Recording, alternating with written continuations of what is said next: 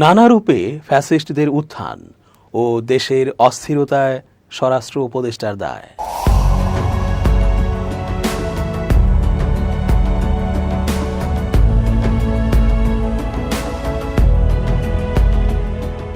আসসালামু আলাইকুম প্রিয় দর্শক, আমন্ত্রণ আজকের আলোচনায়।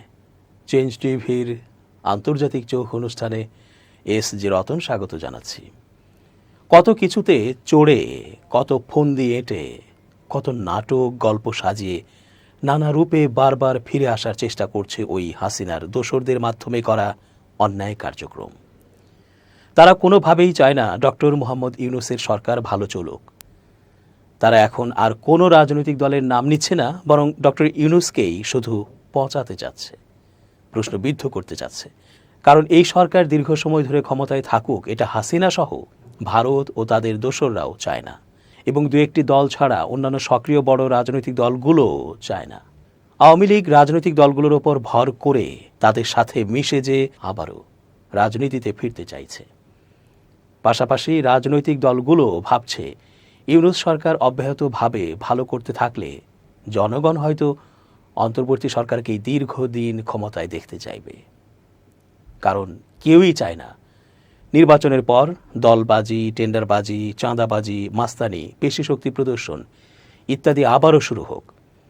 মানুষ রাজনৈতিক দলগুলোকে ক্ষমতায় থাকার সময় এগুলো করতেই দেখে অভ্যস্ত। তাই বিশ্বাস পাচ্ছে না সাধারণ নির্লোভ ন্যায়পরায়ণ মানুষগুলো। ফলে ইউনূস সরকারকে যে করেই হোক অস্থির করে তুলতে হবে। সে আইনশৃঙ্খলা পরিস্থিতির অবনতি করে হোক বা ধর্ষণ সহ নানা সামাজিক অবক্ষয়ের মাধ্যমেই হোক। বাংলাদেশের বর্তমান অস্থির পরিস্থিতিতে আইন উপদেষ্টার কাজে ধীরগতি ও অবহেলার প্রতি যেমন ইঙ্গিত করা হচ্ছে, একইভাবে স্বরাষ্ট্র উপদেষ্টারও পদত্যাগ চাওয়া হচ্ছে। সারা দেশের আইনশৃঙ্খলা পরিস্থিতির অবনতি, চাঁদাবাজি সহ নানা ইস্যুতে সামাজিক যোগাযোগ মাধ্যম ফেসবুকে সরব বৈষম্য বিরোধী ছাত্র আন্দোলনের মুখ্য সংগঠক আব্দুল হান্নান মাসুদ গত 23 ফেব্রুয়ারি রবিবার দিবাগত মধ্যরাতে ফেসবুক আইডিতে একটি পোস্ট দিয়েছিলেন। সেখানে দেশের আইনশৃঙ্খলা পরিস্থিতি রক্ষায় আর্মি সহযোগিতা করছে না বলে অভিযোগ করেন এই মুখ্য সংগঠক। পাশাপাশি এর জন্য স্বরাষ্ট্র উপদেষ্টা লেফটেন্যান্ট জেনারেল অবসরপ্রাপ্ত মোহাম্মদ জাহাঙ্গীর আলম চৌধুরীর ওপর কেন সব দোষ চাপানো হচ্ছে সে প্রশ্নও রেখেছেন তিনি। পোস্টে আব্দুল হান্নান মাসুদ লিখেছেন, আর্মি দায়িত্ব নিয়েছিল দেশের আইনশৃঙ্খলা রক্ষার, ম্যাজিস্ট্রেসি পাওয়ারও নিয়েছিল, কিন্তু আর্মি কি করছে? এই ম্যাজিস্ট্রেসি পাওয়ার পেয়ে কত অস্ত্র উদ্ধার করেছে, কতজন আওয়ামী সন্ত্রাসী অ্যারেস্ট করেছে, কতজন চাঁদাবাজ দখলদার অ্যারেস্ট করেছে। তিনি আরও লিখেছেন, আর্মি সহযোগিতা করছে না, আর সব দোষ চাপানো হচ্ছে স্বরাষ্ট্র উপদেষ্টার ওপর।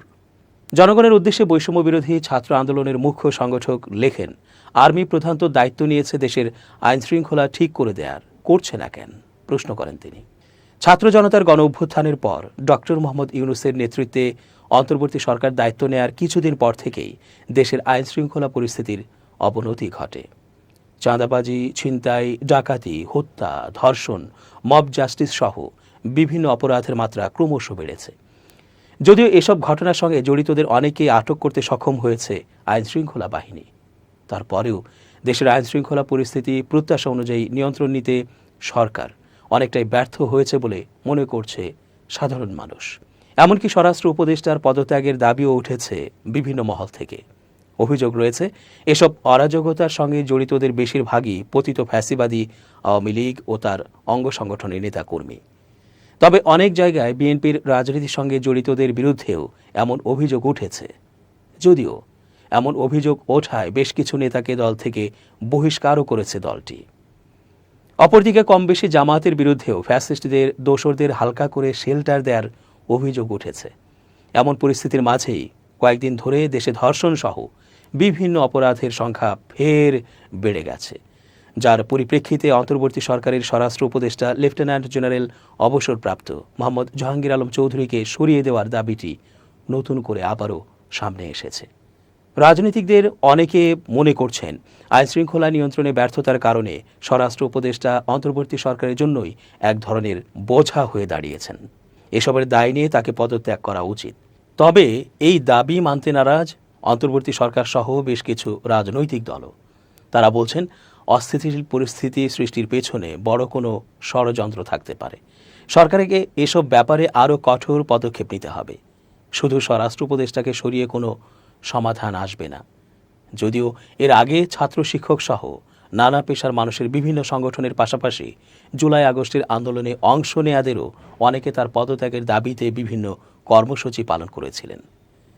দেশে সেনা পুলিশ সহ বিভিন্ন বাহিনীর যৌথ অভিযানের 1 মাস পার হলেও আইনশৃঙ্খলা পরিস্থিতির উন্নয়ন সেভাবে হয়নি, বরং সাধারণ নাগরিকের মধ্যে নিরাপত্তা নিয়ে উদ্বেগ বেড়েছে। ফলে সরকারও পরিস্থিতিটাকে একেবারে নাকচ করে দিতে পারছে না। তাদের দিক থেকে বারবার কঠোর হওয়ার কথা বলা হচ্ছে। সরকারের এমন সব কথায়ও মানুষ আস্থায় নিতে পারছে না বলে রাজনৈতিক বিশ্লেষকদের অনেকে মনে করেন।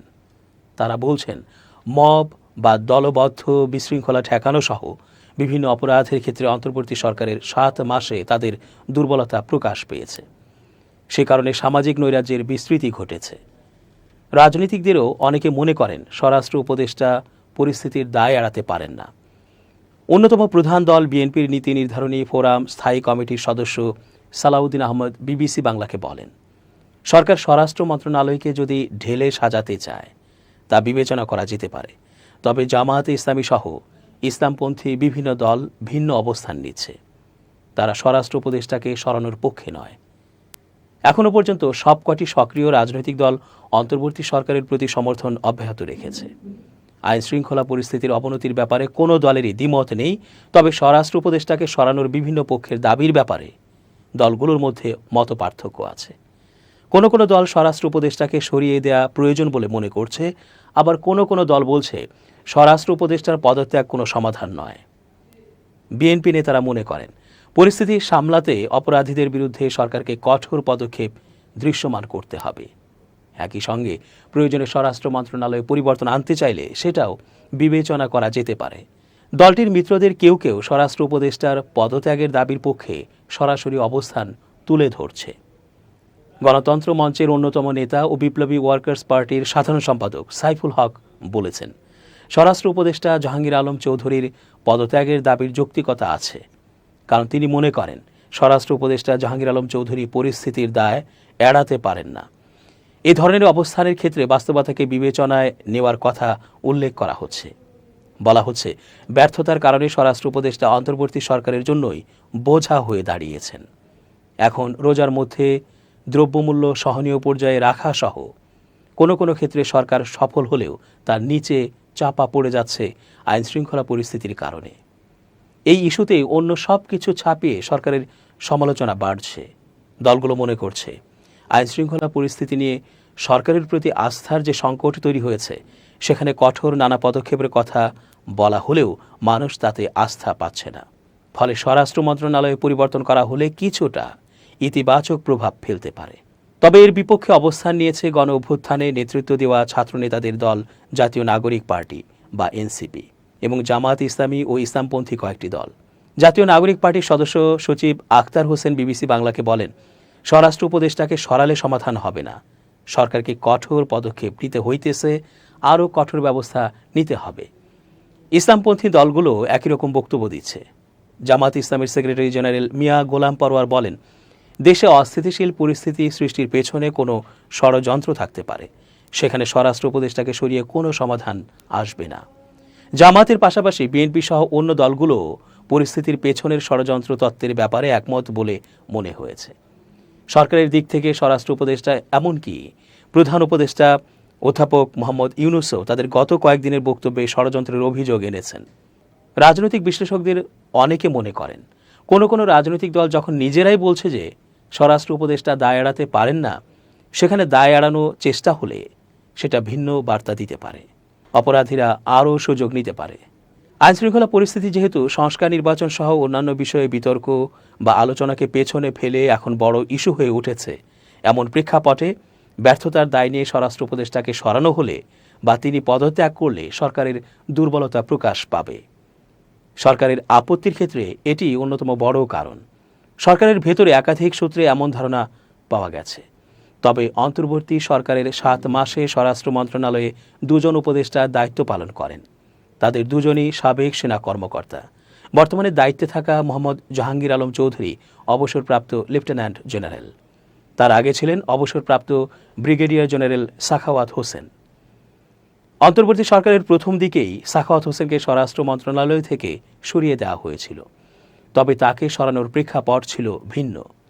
তিনি ক্ষমতাচ্যুত আওয়ামী লীগকে নিয়ে রাজনৈতিক বক্তব্য দিয়েছিলেন। তখন অভিযোগ উঠেছিল যে তার সেই বক্তব্য গণ অভ্যুত্থানের চেতনার বিপক্ষে যায়। এই অভিযোগে সরকারে থাকা ছাত্র প্রতিনিধি ও আন্দোলনের ছাত্র নেতৃত্বের চাপের কারণে তখন সাখাওয়াত হোসেনকে সরিয়ে নৌ পরিবহন মন্ত্রণালয়ের দায়িত্ব দেওয়া হয়। সরকারেরই একটি নির্ভরযোগ্য সূত্র বলছে, স্বরাষ্ট্র মন্ত্রণালয়ের দায়িত্ব থেকে আগে একজন সাবেক সেনা কর্মকর্তাকে সরাতে হয়েছে। এখন ব্যর্থতার অভিযোগে অবসরপ্রাপ্ত লেফটেন্যান্ট জেনারেল জাহাঙ্গীর আলম চৌধুরীকে সরানো হলে এর কোনো নেতিবাচক দিক থাকে কিনা, এই বিষয়টিও সরকারের শীর্ষ পর্যায়ে বিবেচনায় থাকতে পারে। অবশ্য সরকারের কোনো সূত্র বলছে, আইনশৃঙ্খলা পরিস্থিতি নিয়ে মানুষের মধ্যে নেতিবাচক মনোভাব তৈরি হয়েছে। এই বাস্তবতা বিবেচনায় নিচ্ছে সরকার। তবে উপদেষ্টাকে না সরিয়ে সরকার আরও কঠোর হওয়ার চিন্তা করছে। সরকারের পক্ষ থেকে কঠোর হওয়ার বার্তাও দেওয়া হচ্ছে। এর মধ্যে মাগুরায় শিশু আসিয়ার উপর নিপীড়ন ও ধর্ষণের কারণে মৃত্যুর ঘটনায় দেশ জুড়ে ব্যাপক আলোচনা সৃষ্টি করে। এমন পটভূমিতে কয়েকদিন আগে স্বরাষ্ট্র উপদেষ্টার সঙ্গে আরও দুজন উপদেষ্টা সংবাদ সম্মেলন করে তাদের কঠোর পদক্ষেপ নেয়ার কথা তুলে ধরেন। সরকারের পক্ষ থেকে স্বরাষ্ট্র উপদেষ্টাকে সমন্বিতভাবে সহযোগিতা করার বিষয়েও কৌশলগত সিদ্ধান্ত নেওয়া হয়েছে।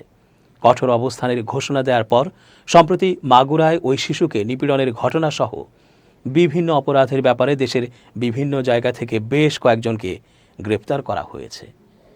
গত সপ্তাহে ঢাকায় নিষিদ্ধ সংগঠন হিজবুত তাহরীরের মিছিলে পুলিশ বাধা দিয়েছে। আপাতত মনে হচ্ছে স্বরাষ্ট্র উপদেষ্টার পদত্যাগের বিষয়টি মুখ্য নয়, বরং পরিস্থিতি দ্রুত উন্নয়নের দিকেই সরকার বেশি নজর দিচ্ছে। দর্শক, আজ এ পর্যন্তই। শুভকামনা।